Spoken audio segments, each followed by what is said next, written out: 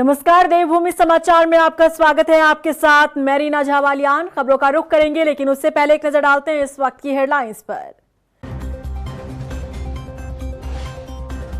राष्ट्रीय शिक्षक दिवस पर सीएम धामी ने की बड़ी घोषणा। शैलेश मटियानी पुरस्कार की धनराशि में बढ़ोतरी। 19 शिक्षकों को किया शैलेश मटियानी पुरस्कार से सम्मानित। देहरादून में सीएम धामी ने टिफिन बैठक में बीजेपी कार्यकर्ताओं से किया संवाद। पार्टी की मजबूती के लिए दिए खास टिप्स। सदस्यता अभियान के सफल बनाने का आह्वान। उत्तराखंड में बड़े स्तर पर प्रशासनिक फेरबदल पर सीएम धामी का बयान। कहा, नई जिम्मेदारी और नए जोश के साथ काम करते नजर आएंगे अधिकारी। बद्रीनाथ विधायक लखपत बुचोला ने आपदा को लेकर जताई चिंता। आपदा प्रभावित क्षेत्रों में खर्च करेंगे बढ़ा हुआ वेतन भत्ता। मंत्री और विधायकों से भी 2 महीने का वेतन देने की मांग। और चलिए बुलेटिन की अब शुरुआत कर लेते हैं। उत्तराखंड में राष्ट्रीय शिक्षक दिवस के मौके पर राजभवन में उत्कृष्ट कार्य करने वाले शिक्षकों को सम्मानित किया गया। तो वहीं मुख्यमंत्री पुष्कर सिंह धामी ने इस दौरान बड़ी घोषणा की। देखिए रिपोर्ट। राष्ट्रीय शिक्षा दिवस के अवसर पर राजभवन में कार्यक्रम का आयोजन किया गया, जिसमें उत्कृष्ट कार्य करने वाले 19 शिक्षकों को राज्यपाल लेफ्टिनेंट जनरल गुरमीत सिंह, मुख्यमंत्री पुष्कर सिंह धामी, शिक्षा मंत्री धन सिंह रावत के द्वारा शैलेश मटियानी पुरस्कार से सम्मानित किया गया। इस दौरान मुख्यमंत्री पुष्कर सिंह धामी ने घोषणा की कि अगले साल से शैलेश मटियानी पुरस्कार की राशि को 10,000 से बढ़ाकर 20,000 किया जाएगा। इस दौरान राज्यपाल, मुख्यमंत्री और शिक्षा मंत्री ने सभी शिक्षकों को शिक्षक दिवस की शुभकामनाएं दी। आज अत्यंत प्रसन्नता है कि उत्तराखंड के परिवार ने, उत्तराखंड के प्रदेश ने अपने शिक्षकों को शिक्षक दिवस के उपलक्ष्य पे आज सम्मानित किया। सच कहूँ तो ऐसा लगा कि हमने अपने भविष्य के निर्माण को आज सम्मान दिया है। आज 19 शिक्षकों को यहाँ पर सम्मानित किया गया है। निश्चित रूप से सारे शिक्षक हमारे समाज की राज्य के एक आदर्श मॉडल के रूप में काम करेंगे और शिक्षा जगत में जितने भी हमारे शिक्षक हैं वो प्रेरणा देते हैं, आगे भी और अच्छे काम करेंगे। उनके पुरस्कार की महत्ता भी और इसकी सार्थकता भी बनी रहेगी और हमारे विद्यार्थियों का छात्र छात्राओं भविष्य का सुंदर निर्माण। 5 सितंबर को हम अच्छे टीचर होते हैं, उनको पुरस्कृत करते हैं और इस बार पूरे प्रदेश के 19 शिक्षकों को यहाँ पे राज्यपाल जी के द्वारा हमारे मुख्यमंत्री द्वारा पुरस्कार दिए गए। मैं कह सकता हूँ कि जिन भी टीचरों को पुरस्कार दिया गया वो बहुत उत्कृष्ट काम अपने विद्यालय में भी करते हैं, बच्चों के लिए भी करते हैं, समाज को भी करते हैं। राज्यपाल के हाथों से शैलेश मटियानी पुरस्कार पाकर शिक्षकों के चेहरे खिल उठे। तो वहीं शिक्षकों का कहना है कि ये उनके लिए सौभाग्य की बात है कि शिक्षण कार्य करते करते जिस तरह से छात्रों का जीवन निखारने का काम वो कर रहे हैं, उसके लिए उन्हें राज्यपाल के हाथों शैलेश मटियानी पुरस्कार से सम्मानित किया गया है। ये बहुत बड़ी बात है मेरे लिए, तो वास्तव में बहुत बड़ा सम्मान है ये।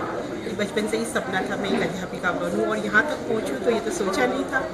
और आज जो है ये मेरे द्वारा जो है बच्चों के लिए नवाचारी कार्यक्रम किए जाते हैं। विशेषकर ICT का प्रयोग किया जाता है। वीडियोज़ बनाई जाती है डाइट के चैनल के लिए, शिक्षकों के लिए और भी जो नवाचारी कार्य प्रोजेक्ट करती हूँ और इसके द्वारा मेरा शिक्षण कार्य का गतिविधि आधारित होता है। क्या अपने बच्चों के हमारे विद्यालय में निरंतर रोज जो है एक तो हस्तलेख की प्रैक्टिस कराई जाती है। वर्तमान समय में पुरानी विधा ला रहे हैं हम, जो पुरानी विधा कहीं ना कहीं हाशिए पर चली गई थी, तो उस विधा को पुनर्जीवित करने का हम अपने विद्यालय में प्रयास कर रहे हैं।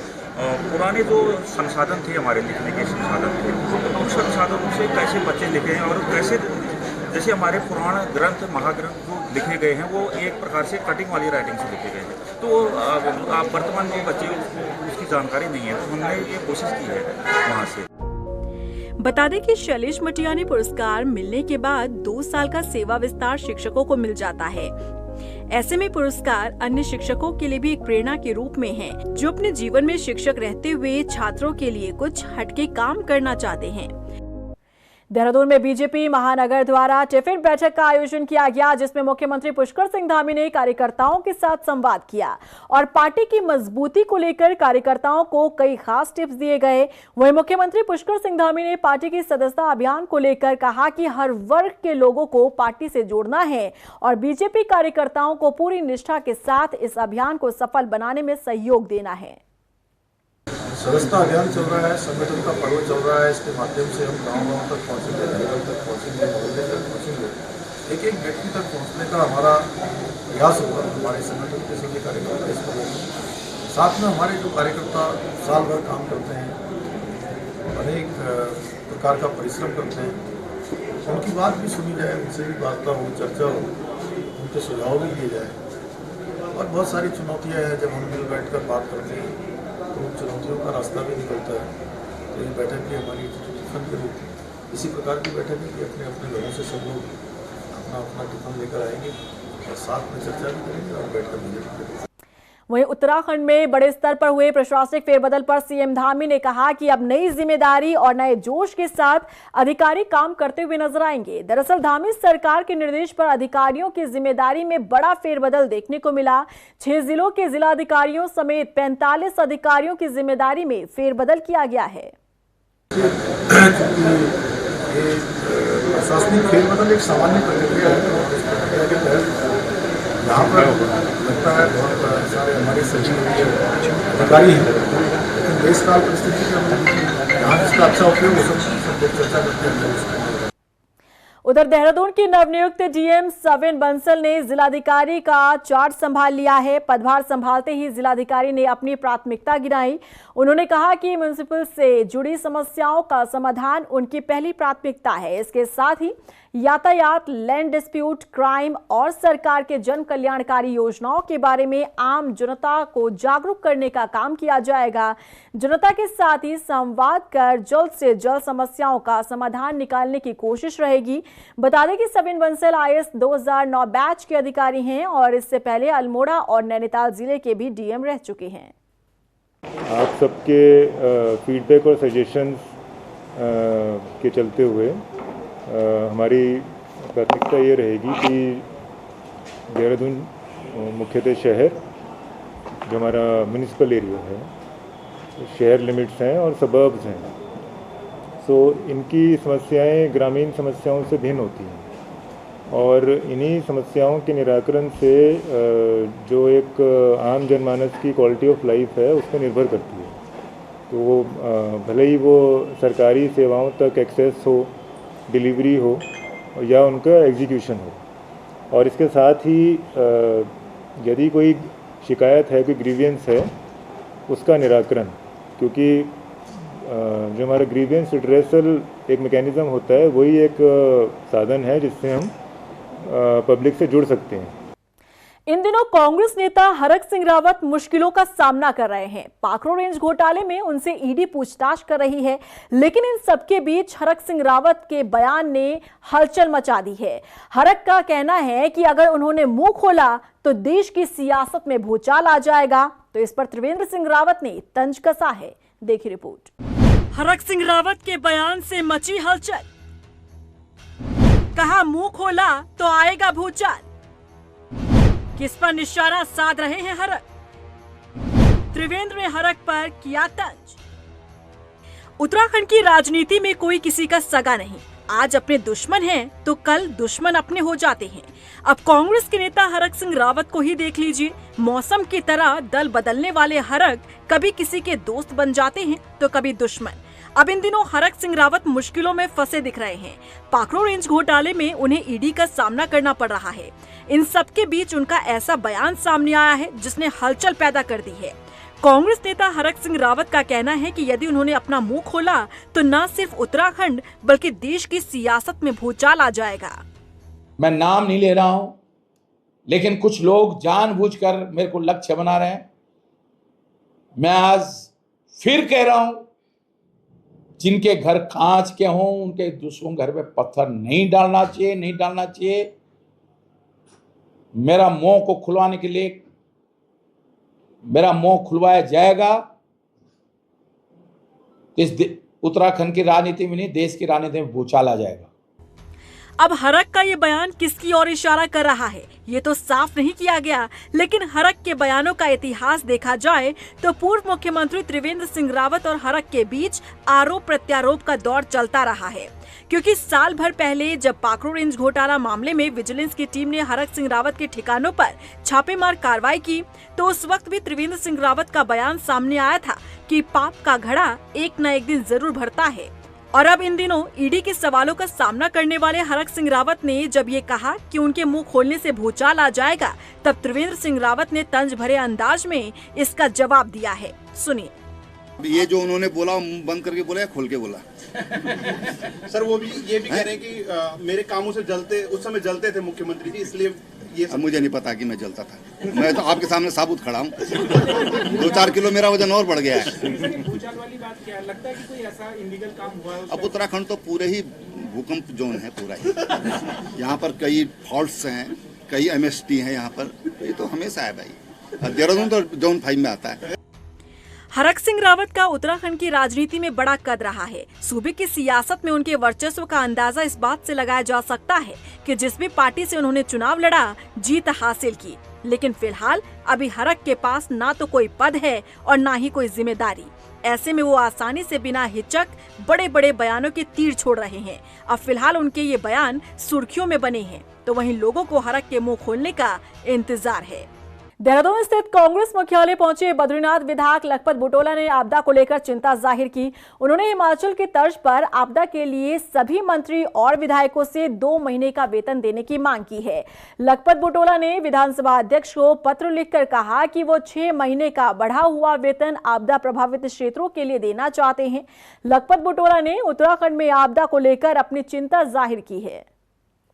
मैं पुनः कह रहा हूँ कि क्योंकि मैं चमोली जनपद से आया हूँ और मैंने देखा है कि जिस तरह से हमारे बगल के राज्य हिमाचल सरकार ने, मुख्यमंत्री ने, वहाँ के मंत्रियों ने, विधायकों ने अपना मानदेय भत्ते सब छोड़ करके अपने आपदा में अपने राज्य के लिए खर्च कर रहे हैं। मैं यहाँ की सरकार से भी अनुरोध करता हूँ, यहाँ के मंत्री और विधायकों से भी अनुरोध करना चाहता हूँ कि उत्तराखंड के हित में और विशेषकर जैसे पहाड़ी राज्य के क्षेत्रों के हित में वो भी अपना मानदेय छोड़ें। मैंने इसकी शुरुआत की है और मैंने 6 महीने के अपने बढ़े हुए मानदेय और भत्तों को कहा है कि आप इसको आपदा के क्षेत्र में देने का काम किए। मैंने स्पीकर महोदय को ये चिट्ठी लिखी है और मैं ये चिट्ठी उनको दे दूंगा और मैं चाहता हूँ और लोग भी उत्तराखंड के लिए इस तरह के काम करें।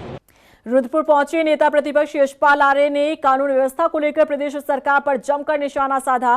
कांग्रेस नेता यशपाल आर्य ने कहा कि प्रदेश में लॉ एंड ऑर्डर बिगड़ा हुआ है और नौकरशाही हावी है। बता दें कि नेता प्रतिपक्ष ने विधानसभा के मानसून सत्र के दौरान विधायक मुन्ना सिंह चौहान के बंगाली समाज को लेकर दिए गए बयान की भी निंदा की। उन्होंने कहा कि कांग्रेस वोट की राजनीति नहीं करती। को जिलाधिकारी कार्यालय में हम धरना देंगे, घेराव करेंगे और ये शुरुआत है और इस लड़ाई को हम आखिर तक ले जाएंगे। हर जनपद में, हर ब्लॉक स्तर पर, जिला स्तर पर हम इस लड़ाई को लड़ेंगे और जनता के इस मुद्दों को, प्रमुख मुद्दे हैं जो जनता के जो सवाल हैं, जो ज्वलंत प्रश्न हैं, उसको लेकर हम मुखर होकर जेल जाएंगे, लाठी खाएंगे, लेकिन पीछे नहीं हटेंगे। ये हमारा संकल्प है। उधर उधम सिंह नगर में विधायक मुन्ना सिंह चौहान के खिलाफ बंगाली समुदाय में नाराजगी बढ़ती जा रही है। अब इस मामले पर राजनीति भी गर्माती नजर आ रही है। कांग्रेस नेता जगदीप सिंह विर्क का कहना है कि मुन्ना सिंह चौहान के बयान पर सीएम धामी को माफी मांगनी चाहिए। वहीं कांग्रेस के इस बयान पर बीजेपी के जिला महामंत्री अमित नारंग का कहना है कि विधायक मुन्ना सिंह चौहान का बयान पार्टी का नहीं, उनका निजी बयान है। उन्होंने कांग्रेस को इस मामले पर राजनीति न करने की सलाह दी है। दरअसल विधायक द्वारा सत्र के दौरान बंगाली समुदाय को ओबीसी आरक्षण दिए जाने पर आपत्ति जताई गई थी। बीजेपी पार्टी हमेशा ही बंगाली समाज हो, सिख समाज हो, जो भी लोग उजड़कर भारत देश में आज यहाँ पर जो निवास कर रहे हैं, जो बांग्लादेश से या अपना कोलकाता साइड से, अपने पश्चिम बंगाल साइड से यहाँ पर आए, हम लोग जैसे सिख लोग यहाँ पर आए, तो सब लोगों को, हम लोगों को आतंकवादी कहती है। जनता पार्टी के कार्यकर्ता हैं, वो निराशा है उनके अंदर। लेकिन आज मैंने इसलिए आज सब लोगों को बता रहा हूं कि जो बयान मुन्ना सिंह चौहान जी ने दिया वो उनका व्यक्तिगत बयान हो सकता है, और पहली बात तो व्यक्तिगत बयान भी उनको किसी समाज के लिए देने के लिए किसी ने अधिकृत नहीं किया है। बंगाली समाज है हमारे बीच में, बहुत सम्मानित है। लोकसभा चुनाव हो, विधानसभा चुनाव हो, उसके अंदर बंगाली समाज ने बढ़ चढ़कर हिस्सा भारतीय जनता पार्टी के साथ लिया है और आगे भी लेगा। उत्तराखंड सरकार निकाय और पंचायत चुनाव की तैयारी में पूरी तरीके से जुटी हुई है। बात अगर ग्राम पंचायत की करें तो सभी 13 जनपदों में परिसीमन का कार्य पूरा हो चुका है। विभागीय सचिव चंद्रेश कुमार यादव का कहना है कि पंचायत पुनर्गठन या परिसीमन 2024 के निर्वाचन का कार्य पूरा कर लिया गया है। इस बार 50 नई ग्राम पंचायत का गठन किया गया है। चंद्रेश कुमार यादव ने बताया कि 7,795 ग्राम सभा से बढ़कर अब 8,025 ग्राम सभा हो गई है। ग्राम पंचायत के परिसीमन पुनर्गठन की प्रक्रिया हमारी पूर्ण हो चुकी है 2024 के निर्वाचन के लिए। इस बार कुल 50 नई ग्राम पंचायतों का गठन किया गया है और 13 ग्राम पंचायतों को समाप्त किया गया है। इस तरह से कुल 37 नई ग्राम पंचायतें अस्तित्व में आई हैं। पिछली बार जब चुनाव हुए थे तो उस समय हमारे पास 7,795 ग्राम पंचायतें थीं, जो बढ़कर अब 7,832 हो गई हैं। इसमें हरिद्वार भी इंक्लूड है टोटल ग्राम पंचायतों की संख्या। देहरादून नगर निगम ने स्वच्छ दून सुंदर दून को बनाए रखने के लिए एक बड़ा कदम उठाया है। दरअसल बार बार जागरूक करने और चेतावनी देने के बावजूद भी कई लोग जगह जगह कूड़ा फेंक रहे हैं। ऐसे में लोगों पर निगरानी रखने के लिए निगम की ओर से जगह जगह सीसीटीवी कैमरे लगाए गए हैं। नगर निगम के मुख्य नगर स्वास्थ्य अधिकारी डॉक्टर अवनीश खन्ना ने बताया कि खुले में कूड़ा फेंकने वालों के खिलाफ अब सख्त कार्रवाई की जाएगी। देखिए, हम लोगों ने जब से बिन फ्री सिटी किया है 31 जनवरी 2024 से, उसके पश्चात ये देखा गया कि लोगों के द्वारा जो है उन स्थानों पे जो है बार बार जो है अपना जो है अपशिष्ट जो है उन्हें निस्तारित किया जा रहा है। तो इसको देखते हुए पहले लोगों को IC की दी गई, फिर उसके बाद कई और माध्यमों से भी जागरूक करने की कोशिश की गई, परंतु नियमित रूप से जो है वहाँ पे अपशिष्ट फेंका जा रहा था, जिस कारण से शहर में गंदगी फैल रही थी। इसको ध्यान में रखते हुए जो है CCTV जो है अभी 10 स्थानों पर चिन्हित करके लगाए गए हैं। केदारनाथ धाम के दर्शन के लिए शेरसी हेलीपैड से स्थानीय लोगों के लिए निःशुल्क हेली सेवा शुरू की जा रही है। केदारनाथ धाम में व्यवसाय कर रहे व्यापारियों और स्थानीय लोगों के लिए निःशुल्क हेली सेवा का संचालन हो रहा है। बता दें कि 31 जुलाई को केदार घाटी में हुई ओलावृष्टि के बाद केदारनाथ धाम की यात्रा अवरुद्ध हो गई थी, जिसके बाद धीरे धीरे केदारनाथ धाम की यात्रा फिर से पटरी पर आने लगी है। टिहरी जनपद के भिलंगना ब्लॉक स्थित छतियारा गांव का प्राथमिक विद्यालय पिछले 10 सालों से जर्जर हालत में है। ऐसी स्थिति में छात्रों की सुरक्षा को देखते हुए पिछले 2 सालों से पठन पाठन का कार्य बारात घर से संचालित हो रहा है। ग्राम प्रधान का कहना है कि कई बार खंड शिक्षा अधिकारी कार्यालय को पत्र भेजा जा चुका है, लेकिन अभी तक विद्यालय का जीर्णोद्धार नहीं हो पाया है। यहाँ पर अभी आप देख सकते हैं कि स्कूल की हालत काफ़ी गंभीर है। छत से पानी टपक रहा है और अंदर पानी भरा हुआ है। जो लेंटर है, छत है जो, वो काफ़ी डैमेज हो रखा है और हमने कई बार लिख के भी दिया है। अभी लगभग कुछ महीनों पहले, 2-3 महीनों पहले अभी हमने लोक निर्माण विभाग से इसका जो डिसमेंटल का जो प्रमाण पत्र होता है वो भेज दिया गया है और जिला योजना में इसका जो हमने भेज रखा है, जिला योजना में इसका पुनर्निर्माण का जो प्रोसेस चल रहा है। लेकिन अभी तक काफ़ी समय बीत जाने के कारण यहाँ पर बच्चों को काफ़ी दिक्कतें आ रही है और काफ़ी समय से यहाँ पर हम मांग कर रहे हैं कि इसका पूर्ण जीर्णोद्धार किया जाए। ऋषिकेश में पत्रकार से हुई मारपीट के बाद पुलिस विभाग शराब माफियाओं और अवैध रूप से शराब पिलाने वालों के खिलाफ कार्रवाई करती नजर आ रही है। दरअसल शहर के भीतर कई ऐसी जगहें हैं जहां बिना लाइसेंस के अवैध रूप से शराब पिलाई जाती है, जिसको फिलहाल चिन्हित करने का काम पुलिस विभाग द्वारा किया जा रहा है। SSP अजय सिंह ने बताया कि पुलिस लगातार ऐसे स्थानों को चिन्हित कर छापेमार कार्रवाई कर रही है। कल रायपुर क्षेत्र में भी ऐसे 2-3 जगह छोटे छोटे होटल ढाबे मिले जहां पर लोग इस तरह से बैठे हुए थे, ड्रिंक कर रहे थे, तो उनका रेस्टोरेंट एक्ट में चालान किया गया है और खासकर जो व्यक्ति वहां ड्रिंक कर रहे थे उनका जो पुलिस एक्ट में चालान किया गया। तो ऐसे भी चिन्हित कुछ जगह हैं तो छोटे मोटे ढाबे खुल जाते हैं, दुकानें खुल जाती हैं जो एक तरह से अड्डा बन जाते हैं इस तरह का ड्रिंकिंग का, तो उनको भी चिन्हित किया गया। कल भी कार्रवाई रही और आगे भी इसमें जारी रखेंगे। उधम सिंह नगर में बैंक मैनेजर की मिलीभगत से करोड़ों के फर्जीवाड़े को अंजाम देने का मामला सामने आया है। आखिर कैसे खेला गया करोड़ों का खेल, देखिए इस रिपोर्ट में। उत्तराखंड के उधम सिंह नगर में बैंक मैनेजर की मिलीभगत से करोड़ों के फर्जीवाड़े का मामला सामने आया है। एसएलओ के खाते से 13 करोड़ 51 लाख रुपए के फर्जी चेक और फर्जी हस्ताक्षर कर इंडसइंड बैंक से गबन करने के मामले का खुलासा किया गया है। बता दें कि पुलिस ने इस मामले में बैंक के मैनेजर और महिला कैशियर को गिरफ्तार किया है। साथ ही पुलिस ने 7.5 करोड़ रुपए फ्रीज किए हैं। सक्रिय रूप से अपराध को कारित करते हुए दूसरे लोगों की मिलीभगत से फर्जी चेक, जाली कागज, जाली जो है क्या बोलते हैं कंपनसेशन का आदेश और जाली जो है डिस्बर्सल लेटर और कौस्तुभ मिश्रा एसडीएम का जाली साइन, जाली पत्रांक तैयार करते हुए उन पत्रांक और जाली डिस्बर्सन ऑर्डर के माध्यम से, जाली चेक के माध्यम से 13.5 करोड़ का जो धनराशि गबन किया है, उस संबंध में विभिन्न दस्तावेजों को हमने इकट्ठा कर दिया है और इस अपराध में संलिप्त जो बैंक मैनेजर और सहायक बैंक मैनेजर को हमने आज गिरफ्तार करके माननीय न्यायालय के समक्ष पेश किया जा रहा है। बता दें कि हर महीने के हिसाब से रूटीन चेक किया गया, तब मिलान में करोड़ों रुपए का अंतर मिला। तब एसएलओ ऑफिस में हड़कंप मचा और उच्च अधिकारियों को जानकारी देते हुए पुलिस को भी सूचना दी गई। एसएलओ कौस्तुभ मिश्रा की तहरीर के आधार पर अज्ञात के खिलाफ मुकदमा दर्ज किया गया था। अब पुलिस ने जांच के बाद बैंक मैनेजर और कैशियर को गिरफ्तार किया है और इस मामले में संलिप्त बाकी आरोपियों की भी पुलिस तलाश कर रही है। लोहाघाट में 13 साल की नाबालिग के अपहरण मामले में पुलिस ने एक आरोपी को गिरफ्तार किया है, लेकिन अन्य आरोपियों की गिरफ्तारी न होने पर लोगों में नाराजगी है। इस मामले को गंभीरता से लेते हुए पुलिस लगातार कार्रवाई कर रही है। दरअसल बुधवार की सुबह स्कूल जाते समय 13 साल की नाबालिग छात्रा को नशीला पदार्थ सूंघाकर अपहरण और छेड़छाड़ की घटना को अंजाम दिया गया था और बदहवास हालात में जब नाबालिग छात्रा घर पहुंची तो मामले का खुलासा करते हुए 4 युवकों के नाम बताए गए।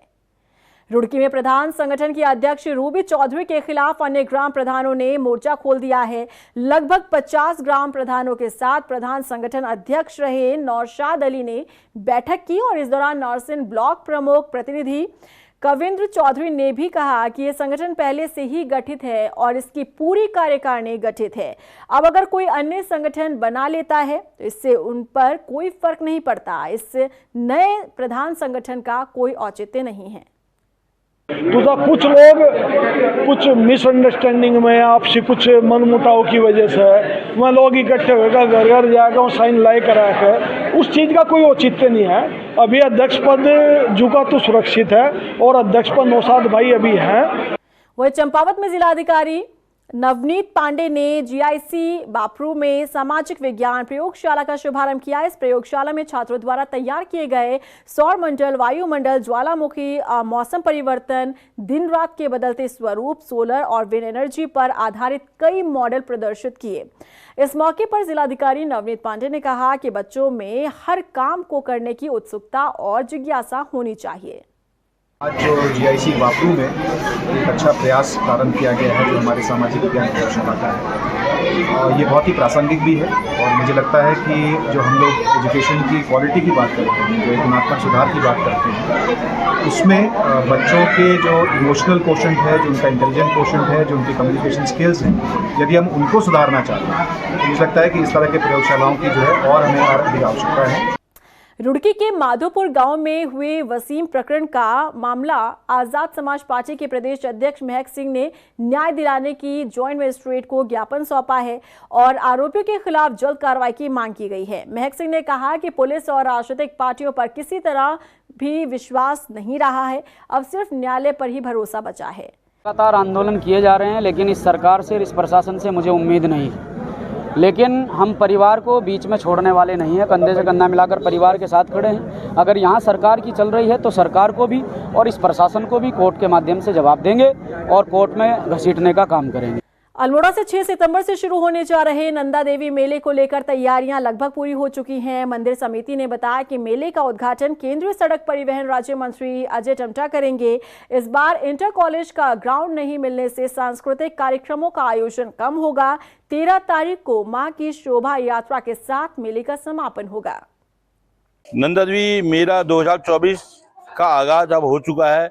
आज पोस्टरों का विमोचन था और पोस्टरों के विमोचन के बाद 6 तारीख से मंच में लगातार कोई ना कोई कार्यक्रम है और इसका विधिवत जो उद्घाटन है गणेश पूजन के साथ पंचमी के दिन से इसका विधिवत उद्घाटन होगा। इसका उद्घाटन माननीय केंद्रीय राज्य मंत्री अजय टमटा जी जो यहाँ के सांसद भी उनके द्वारा इसका शुभारंभ किया जाएगा और वो 13 तारीख तक यहाँ पर कार्यक्रम 12 तारीख तक यहाँ पर कार्यक्रम होते रहेंगे। और इसी के साथ फिलहाल इस बुलेटिन में बस इतना ही, लेकिन चलते चलते एक नजर डालते हैं इस वक्त की हेडलाइंस पर। राष्ट्रीय शिक्षक दिवस पर सीएम धामी ने की बड़ी घोषणा। शैलेश मटियानी पुरस्कार की धनराशि में बढ़ोतरी। 19 शिक्षकों को किया शैलेश मटियानी पुरस्कार से सम्मानित। देहरादून में सीएम धामी ने टिफिन बैठक में बीजेपी कार्यकर्ताओं से किया संवाद। पार्टी की मजबूती के लिए दिए खास टिप्स। सदस्यता अभियान के सफल बनाने का आह्वान। उत्तराखंड में बड़े स्तर पर प्रशासनिक फेरबदल पर सीएम धामी का बयान। कहा नई जिम्मेदारी और नए जोश के साथ काम करते नजर आएंगे अधिकारी। बद्रीनाथ विधायक लखपत बुचोला ने आपदा को लेकर जताई चिंता। आपदा प्रभावित क्षेत्रों में खर्च करेंगे बढ़ा हुआ वेतन भत्ता। मंत्री और विधायकों से भी 2 महीने का वेतन देने की मांग।